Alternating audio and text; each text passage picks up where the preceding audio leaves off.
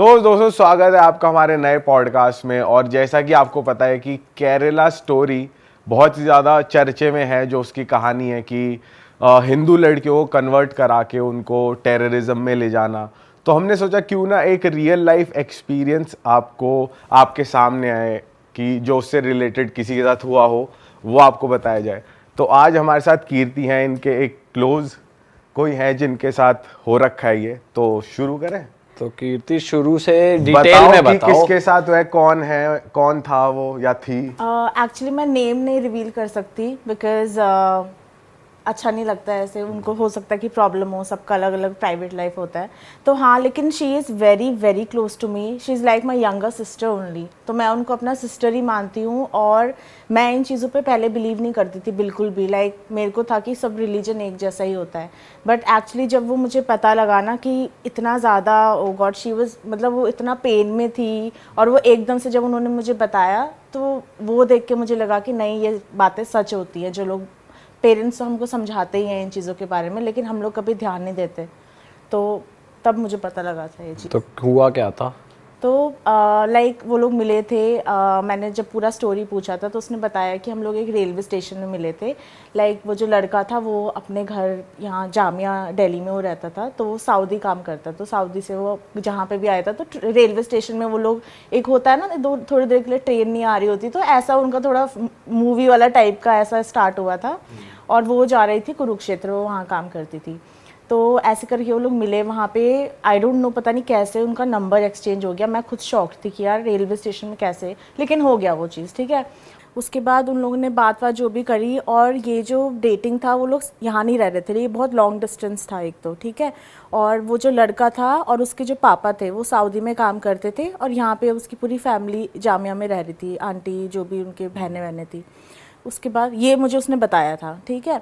उसके बाद क्या हुआ, फिर उसने मुझे मिलवाया, क्योंकि ऑब्वियसली अब जब आपका रिलीजन अलग है, लोग तो कास्ट के लिए कितना बोलने लग जाते हैं। और जब आपके रिलीजन अलग अलग होते हैं तो डर लगता है यार किससे शेयर करें, किसको बताएं। तो उसने सबसे पहले मुझे बताया, मेरे को मिलवाया उस लड़के से। स्टार्टिंग में बोलूँ, झूठ क्यों बोलूँ, मुझे बहुत अच्छा लगा वो। लाइक उसका बोलने का तरीका बहुत, एक तो बहुत एजुकेटेड था वो, ठीक है। और बहुत ही काम होता है ना, मतलब पता लग जाता है आपको। हेलो दीदी, अच्छे से उसने मुझे विश करा। 2-3 बार मैं मिली उससे, ठीक है। लेकिन उस टाइम पे मैंने ना बहुत सारी चीज़ें नोटिस नहीं करी जो मैंने बाद में नोटिस करी। जैसे कि सबसे पहले जिनकी मैं बात कर रही हूँ, जो मेरी छोटी सिस्टर जैसी है, उनके ना कपड़ों में बहुत मेरे को अलग टाइप का लगा। जैसे अब मान लो कि मैं नॉर्मली जीन्स टी शर्ट पहनती हूँ, ठीक है। धीरे धीरे क्या हुआ, वो ना कुर्तियाँ पहनने लग गई। तो जब भी आती थी कुर्तीज़ पहनती, तो मैं उससे कहती थी कि तू हमेशा यही क्यों पहन कर आती है, मतलब क्योंकि वो मेरे लिए बहुत बड़ी चीज़ थी जब मैंने स्टार्ट करा वो नोटिस करना। तो तब उन्होंने मुझे बोला कि मेरे को इन्होंने बोला है ये कुर्ती पहनने के लिए, क्योंकि तुम कुर्तियाँ पहना करो, तुम कुर्ती में अच्छी लगती हो। मैंने कहा ऐसा कुछ नहीं, मैंने कहा तो सब में अच्छी लगती है, सब में प्यारी लगती है।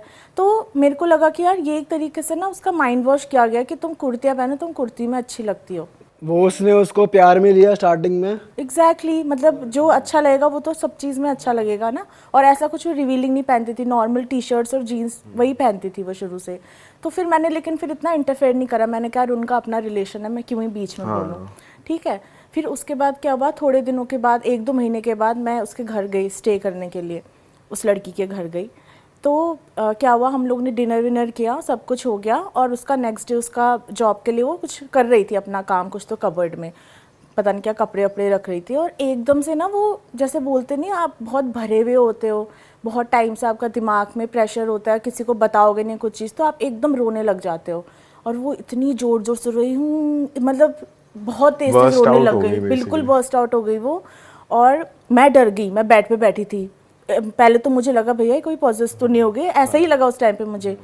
फिर थोड़ी देर में उसने बोला, मैं गई बहुत हिम्मत करके, 1-2 मिनट तक तो मैंने उससे गई नहीं मैं उसके पास। फिर मैं गई, मैंने पूछा क्या हुआ, बता करके। फिर वो 10-15 मिनट उसने रोई अच्छे से ऐसे करके, फिर मुझे बताया। वो लिटरली ऐसे ऐसे करके रो रही थी, ऐसे ऐसे करके, जैसे पूरा पसीना पसीना हो गया रोते रोते। फिर उसने मुझे बताया कि जो वो लड़का था वो उसको ना वीडियोस दिखाता था। तो मैंने कहा कैसे वीडियोस, अब मेरे को कुछ नहीं पता है, ऐसी चीज़ें भी होती है। तब उसने मुझे बताया कि दीदी वो मेरे को कन्वर्जन की वीडियोस दिखाता है। मैंने कहा कन्वर्जन कैसे, तब उसने मुझे समझाया कि क्या होता है जब आप किसी भी उनको डेट करते हो, जैसे रिलीजन अलग अलग होता है, तो जो मुस्लिम्स होते हैं वो जो हिंदू लड़कियां होते हैं उनको कन्वर्जन की वीडियोस दिखा के ऐसे मैनिपुलेट करते हैं। तो मैंने सुना था पर मेरे को नहीं पता था कि ऐसा रियलिटी में भी होता है। तो मैंने उससे पूछा, फिर मैंने उससे पूरा डिटेल में पूछा कि एक्चुअली क्या हुआ था, मुझे ये बता। फिर उसने बताया कि जब उसने अच्छा, जब वो बर्थ स्टार्ट हुई थी तो उनका रिलेशन कितना लंबा चल गया था, कितना टाइम हो गया कम था? से कम 4-5 इयर्स का था। 4-5 years हाँ, हो गए थे वो उसका तब वो पहला, फिर। हाँ वो उसका फर्स्ट रिलेशन था, पहला रिलेशन था। वो बहुत सीरियस थी उस लड़के के लिए, बहुत ज़्यादा। तो लेकिन उसको तो मतलब उसने 3-4 साल बाद वो वीडियोस दिखाना शुरू किया। हाँ, और पहले वीडियोस नहीं में दिखाता था। कैसी बातें होती थी? ये तो इतना तो डिटेल तो ये तो मुझे नहीं पता, लेकिन उसने मुझे ये ज़रूर बोला था कि मैं उसकी खुशी के लिए देखती थी कि सबको अपना रिलीजन अच्छा लगता है। अब वो क्या है, वो हुई है ट्यूसडे बॉर्न है जो जिसकी मैं बात कर रही हूँ, तो वो हनुमान जी को बहुत मानती, बहुत ज़्यादा। तो उसको ये था कि जब वो मुझे अपने रिलीजन का बता रहा है तो वो भी वो सीधेपन में हनुमान जी के बारे में दिखाती थी, जिसमें कि उसको कोई इंटरेस्ट नहीं होता था। अपना दिखाने के बाद पता लग जाता ना कि कोई इंटरेस्ट ले रहा है कि नहीं ले रहा है। अब वो जो लड़की है वो पूछती रहती थी, अच्छा आपके उसमें ऐसा होता है, ये होता है, सो दैट कि उसको अच्छा लगे कि यार ये मेरे रिलीजन में इंटरेस्ट ले रही है। उसके दिमाग में कभी उसने ये नहीं सोचा था कि ये मुझे ऐसा मैनिपुलेट करने के लिए सब चीज़ें दिखा रहा है। तो फिर क्या हुआ, वो चीज़ें ना धीरे धीरे टाइम के साथ बढ़ने लग गई। तो उसने बताया कि वो धीरे धीरे ना कहने लग गई कि यार मुझे ना ये सब मत दिखाया करो, मेरे को ना थोड़ा डिस्टर्ब होता है इन चीज़ों से। क्योंकि हो सकता है उसने भी कुछ रिसर्च करना शुरू कर दिया हो कि यार लड़कियों के साथ ऐसा होता है। और वो क्या है, वो थोड़ा सा डीप थिंकर है, वो बहुत ज़्यादा सोचती है इन चीज़ों के लिए। एक तो उसके लिए सीरियस भी बहुत थी, फिर घर वालों से बात करना, हर चीज़ें होती है ना। तो उसको लग रहा था कि कहीं मेरा डिसीजन गलत तो नहीं है। फिर जब उसने मुझे ये चीज़ें बताई तो फिर मुझे पता लगा कि यार एक्चुअली में मतलब लड़कियों को ना बहकाया जाता है। और मैंने अभी भी जो तुमने बताया केरला स्टोरी, उसमें एग्जैक्ट ये चीज़ दिखाई थी। और जब उसमें दिखाया ना कि वो कैसे कन्वर्ट करते हैं, कैसे करते हैं, उसमें वही दिखाया हुआ था कि वो लोग क्या करते हैं, वो अपने भगवान को, उसमें स्पेसिफिकली इस्लाम के लिए दिखाया हुआ है और कोई रिलीजन नहीं है, इस्लामिक रिलीजन दिखाया है, जिसमें कि वो बोलते हैं कि कोई किसी का कोई भगवान नहीं होता, सबका सिर्फ एक अल्लाह है जो आपका भगवान होता है। उसमें ये चीज़ बोली है। और दूसरों के भगवान को, जैसे शिव जी हो गए, उसमें नाम भी लिया हुआ है कि जब उनका सती जब मरी थी तो वो हाथ में उनको लेकर पूरे इंडिया में रोते रोते घूमे थे। तो उसमें वो एग्जैक्टली ये बोलती है कि जब तुम्हारा भगवान अपनी वाइफ को नहीं बचा पाया तो वो तुमको कैसे बचाएगा, वो खुद रो रहे हैं, वो तुमको कैसे बचाएंगे, कभी देखा है अल्लाह को रोते हुए, ऐसे उसमें बोला हुआ है। उसमें ये भी तो बोला हुआ है कि जैसे कृष्ण जी की बहुत सारी वो थी गोपियां थी ऐसे करके, हाँ, वो तो उसके उसको भी एक गंदे वे में पोर्ट्रे गंदे करके में बोला पोर्ट्रे हुआ है। करा है। तो एक्चुअली वो लोग ये चीज़ करते हैं क्योंकि कोई भी क्यों दिखाएगा। अब वो जो पूरी मूवी बनी है उसमें जो जो चीज़ें मेरे साथ तो हो चुका है ना, मतलब कि मेरे क्लोज, जो मेरी इतनी क्लोज है उनके साथ हुआ है, तो मैं तो वो रिलेट करूँगी। मैंने सुना नहीं होता तो मुझे लगता कि हाँ हो सकता है कि यार खाली ऐसे ही बना दिया, पर वो नहीं है ना, उसका कुछ ना कुछ उन्होंने रिसर्च करा होगा, तभी तो वो पूरी मूवी लेकर आए हैं। फिर वो एंड अप कैसे हुआ तुम्हारे उन फ्रेंड का, कैसे? वो एंड अप ऐसे हुआ कि वो बहुत समझदार थी, वो इतनी बेवकूफ़ नहीं थी कि वो ऐसे इन चीज़ों में वो कभी सोच भी नहीं सकती थी कि मैं ऐसा करूँगी, ठीक है। और लड़कियां जो बहुत बेवकूफ़, उसने डायरेक्टली बोला उससे, ये बता एक उसने बार। बोला, क्या बोला? उसने बोला? वो बता। हाँ, उसने बोल दी ये चीज़। जब उसने मना किया कि भाई मुझे मत दिखाया करो, उसके बाद क्या हुआ? उसने शादी के लिए जब बोला था, ठीक है, फिर शादी की बात हुई, फिर घर में पता लगा, तो जो भी रिलेटिव्स थे वो सब तो बिल्कुल ही अगेंस्ट हो गए। और उससे ना कोई उम्मीद नहीं करता था क्योंकि वो थी बिल्कुल स्कूल की, कॉलेज की टॉपर हुई हो, तो ऐसा डिसीजन ले लेगी, हम लोग को बहुत शौक लगा था। तो मैं तो एज ए सिस्टर उसके हर डिसीजन में उसको वही करती थी कि यार ठीक है चलो कोई नहीं, अगर लड़का अच्छा होना चाहिए। मैं रिलीजन को नहीं मानती थी उस टाइम पे इतना ना, मेरे को ये था कि इंसान अच्छा होना चाहिए। पर जब उसने मेरे को ये दिखा कि यार वो इतना मेंटली डिस्टर्ब हो गई है, तो फिर मुझे भी गुस्सा आया। फिर मैंने भी उस लड़के से बात करी, खैर उसने मुझे सीधे मना कर दिया, नहीं दीदी ऐसा नहीं है, मैंने तो कभी इनको वो नहीं करा, ऐसा नहीं करा। मैंने कहा फिर वो इतना कैसे रो रही है, मतलब कि वो झूठ बोल रहा है मुझे, कोई भी लड़की इतना थोड़ा ना रोएगी यार। फिर उसके बाद उसने अपने पेरेंट्स से ये सब बोला, ऑब्वियसली बात है पेरेंट्स ने भी मना कर दिया, पेरेंट्स तो मानेंगे ही नहीं किसी के भी। फिर क्या हुआ, धीरे धीरे उसको खुद ही रियलाइज़ हुआ, जो कि बहुत कम लड़कियों को होता है एक्चुअली। लड़कियां जब ट्रैप हो जाती है ना तो उनका दिमाग नहीं चलता वहाँ पे, उनको कुछ अच्छा बुरा कुछ समझ भी नहीं आता, और वो फिर अपने पेरेंट्स को भी भूल जाती है। मैंने देख रखे ऐसे लोग भी जिनको अपने पेरेंट्स का भी नहीं होता कि यार जिन्होंने आपको पाल पोस के बड़ा किया है, आप उनको छोड़ के आप अभी मिले हुए किसी लड़की की बातों में आके अपना सब कुछ चेंज कर दे रहे हो।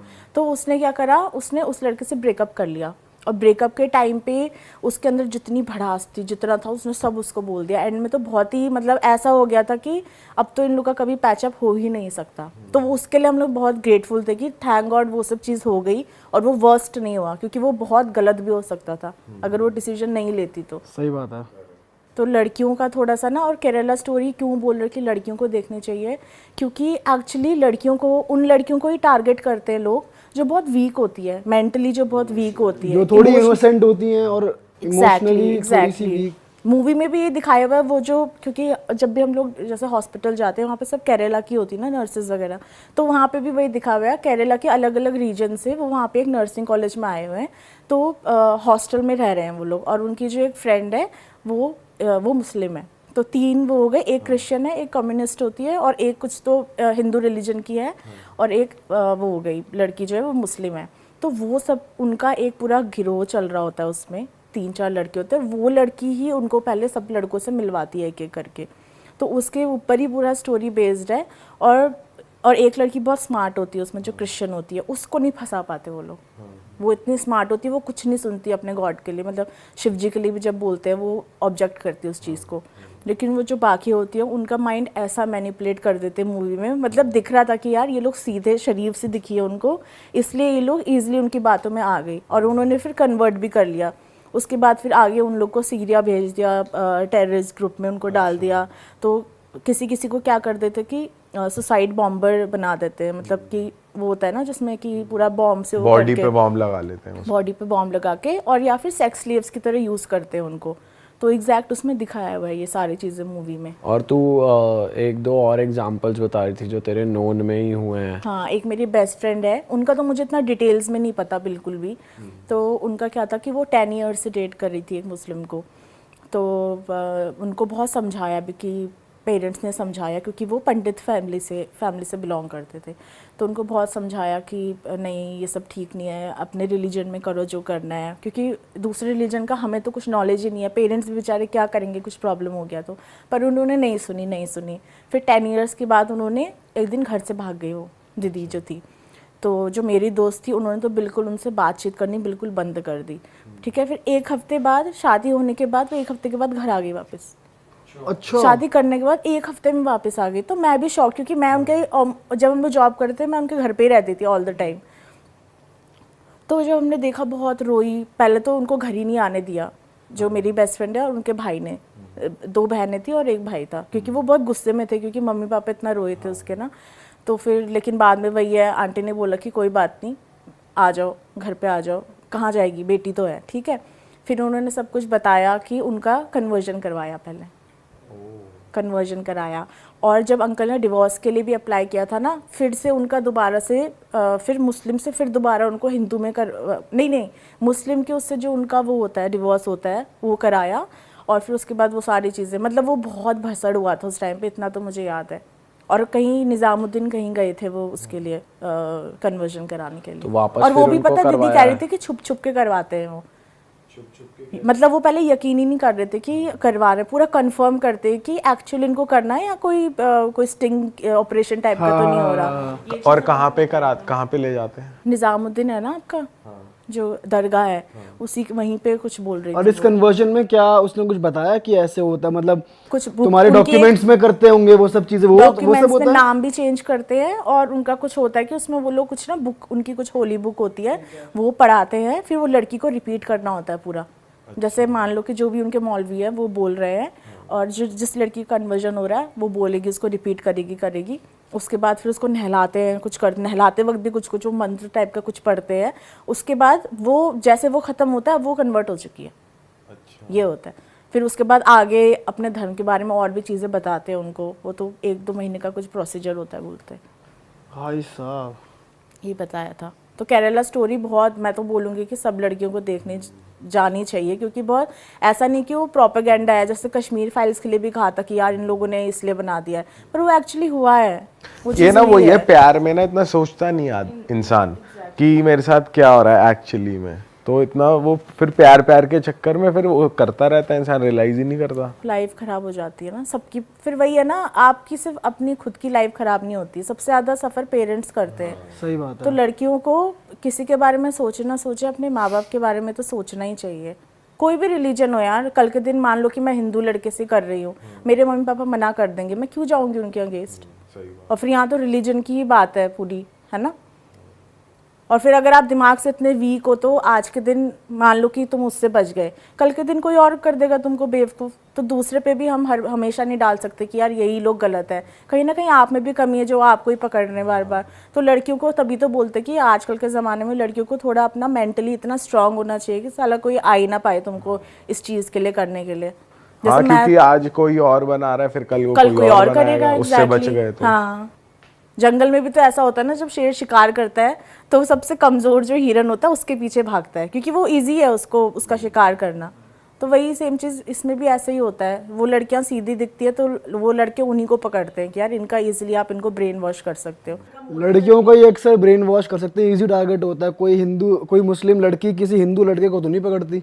हाँ, लेकिन हिंदू लड़के करते भी नहीं है ना। मैंने तो ऐसा कोई केस नहीं देखा आज तक कि जिसमें हिंदू लड़का लड़की को बोल रहा कि भैया तू कन्वर्ट हो जा हमारे रिलीजन में। और प्यार अगर आप किसी को कर रहे हो तो आप शर्तों पे तो किसी से प्यार नहीं कर सकते। हाँ, जैसा है वैसे एक्सेप्ट करो ना उसको, वैसे ही रहो। ये रिलीजन चेंज करने की तो ये तो बात ही गलत है ना पूरी। ट्रू। मेरा एक फ्रेंड है, उनका भी मैं नाम ही नहीं लेती चलो, तो उनके साथ मैं रही हूँ मतलब 6-7 मंथ्स, दोनों हस्बैंड वाइफ है। तो वो है कश्मीरी मुस्लिम जो लड़की थी, ठीक है, और जो लड़का है वो पंडित फैमिली से। तो उन लोग का भी सेम था, लेकिन हिंदू लड़का था और लड़की जो थी वो कश्मीरी मुस्लिम थी। अब हिंदू लड़के के जो पेरेंट्स थे उन्होंने बोला अगर ये कन्वर्ट होगी तो ही हम तुम्हारी शादी अप्रूव करेंगे। और बहुत रिच फैमिली से था वो लड़का। उसने वो बिल्कुल मना कर दिया कि नहीं ये नहीं होगा, उसको घर से तक निकाल दिया। लेकिन उसने वो चीज़ नहीं होने दी। हालांकि बाद में 2-3 साल के बाद उनके पेरेंट्स ने एक्सेप्ट कर लिया उनका रिलेशन। पर प्यार मतलब मैं ये कहती हूँ कि प्यार ऐसा ही होना चाहिए कि भैया तुमको किसी के रिलीजन से प्रॉब्लम नहीं होना चाहिए। आप तो प्यार किसी भी इंसान को करोगे ना, रिलीजन से थोड़ा ना प्यार करते। हाँ, कन्वर्ट करवाना ये तो फिर डील वो हो तो गई ना, एजेंडा ये फिर टाइप का हो गया। एग्जैक्ट, शादी नहीं हुई है, डील हो गई है एक। उसमें तो आना ही नहीं चाहिए ना। जब आप इमोशनली किससे कनेक्टेड हो तो फिर इमोशंस ही होने चाहिए उसमें। सही बात है भाई। और मैं ऑडियंस को भी क्लियर कर दूं कि हमारा इंटेंशन आपको ज्ञान पेलने का या मतलब वो नहीं है कि क्या करना है, वो अल्टीमेटली आपकी लाइफ है। हम ये नहीं कहेंगे आप ये करो ये करो ये करो। यहाँ बैठ के बातें करना बहुत आसान है। हमारा ये पॉडकास्ट करने का मेन मुद्दा था कि हमारे नोन में एक ऐसी स्टोरी थी जो सच में हुई है। तो हमारा एक प्लेटफॉर्म है जिसके थ्रू हम चाहते हैं जितने लोगों तक ये बात पहुँच पाए, जितने लोग अवेयर हो पाए। अब आप लोग, डिसीजन अल्टीमेटली आपका है, हमारा काम है इन्फॉर्मेशन देना और हम इन्फॉर्मेशन दे रहे हैं। हम ये नहीं कह रहे कौन गलत कौन सही क्या, ये हर किसी के साथ होता है, एक्सेप्शंस हमेशा होते हैं। हम लोग भी इनफैक्ट ऐसे लोगों को भी जानते हैं जिनकी मैरिज सक्सेसफुल हुई है, इंटर रिलीजन भी। पर मेन मुद्दा हमारा है कि अवेयर रहो, कोई आपको टारगेट ना करे, इजीली ट्रस्ट मत करो, ब्लाइंडली ट्रस्ट मत करो, यूज ना कर पाए। अपनी प्रेजेंस ऑफ माइंड इतनी स्ट्रांग रखो कि आपको कोई भी यूज ना कर पाए आगे। Be mentally and physically strong यार, किसी ट्रैप में मत आओ। अपना अवेयर रहो अपने आसपास चीज़ें। आप किसी से भी मिल रहे हो, चाहे किसी भी काम के लिए, नॉट इवन डेटिंग, किसी से भी मिल रहे हो काम के लिए, अवेयर रहो कि बंदा क्या है, क्या बैकग्राउंड है, कहाँ आप जा रहे हो। बल्कि अभी हम जैसे बात कर रहे हैं, इससे पहले हमारा एक पॉडकास्ट था जो ह्यूमन ट्रैफिकिंग एक्टिविस्ट है, जो इंसानों की तस्करी होती है। तो वो भी यही कह रही कि लड़कियां फेसबुक पे बात करती हैं और ऐसे मिलने चली जाती हैं सीधा, और वो फिर अगले दिन सुबह उठती हैं तो किसी और स्टेट में होती हैं।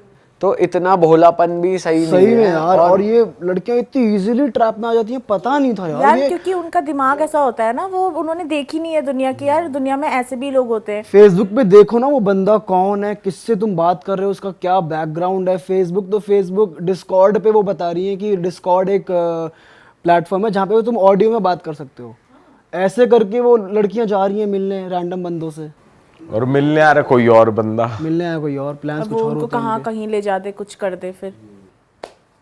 तो भाई अलर्ट रहो, सतर्क रहो। और यही मोटिव था हमारा इस पॉडकास्ट का कि भाई तुम लोग भी कहीं आगे चल के शिकार ना हो जाओ, बिकॉज हमारे नोन में ऐसा हुआ है। तो हमने सोचा आप लोग तक ये स्टोरी जरूर लाएं। और हम मतलब किसी कम्युनिटी के, किसी इंसान के, हम कोई मूवी के या किसी के अगेंस्ट कुछ नहीं है।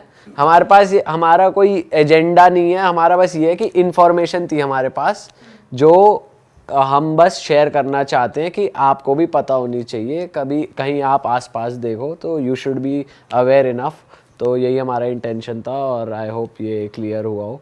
बाकी मिलते हैं आपसे नए पॉडकास्ट में। बिल्कुल, और सब्सक्राइब कर देना दोस्तों, लाइक शेयर कमेंट, लव और यू। कीर्ति का भी यूट्यूब चैनल है, ये रिएक्शन वीडियोस बनाती है, तो इसका गोल बटन हम यहाँ स्क्रीन पे तो इसका भी बनाएगी रिएक्शन वीडियो? बना दियो इसकी भी। लेकिन मैं ये बहुत अच्छा है कि एटलीस्ट तुम लोगों ने ये बनाया, क्योंकि ना ये एक तरीके से आप जो लड़कियां हैं, क्योंकि जितना हम बनाएंगे ना लड़कियां देख देख के एटलीस्ट हो सकता है भैया उनके दिमाग में जाए। क्योंकि मेरे को कभी कभी लगता है ना कि पेरेंट्स भी कभी कभी ना बच्चों को सिखाते नहीं हैं कि आप हमारे यहाँ पे ये गॉड्स है, ये ना नॉलेज देना चाहिए बच्चों को, मुझे ऐसा लगता है। तो फिर वो उस ट्रैप में नहीं जाएंगे जिनको नॉलेज नहीं है ना। अबे हिंदू रिलीजन एक ऐसा रिलीजन है जो कभी किसी पे फोर्स नहीं होता कि भाई अगर हम अपने पेरेंट्स से ये कह देना कि हम नहीं मानते, वो हमें कुछ नहीं करेंगे। एग्जैक्टली नहीं कहेंगे कि चलो ठीक है तुम बस कोई नहीं मानते, कोई बात नहीं, किसी का बुरा मत करना। ये कह देंगे तुम अपनी नीयत साफ रखो, तुम पूजा करो मत करो तुम्हारी मर्जी, बस अपनी नीयत साफ रखो और काम अच्छे से करो, किसी का बुरा मत करो, बस इतना कह के छोड़ देंगे।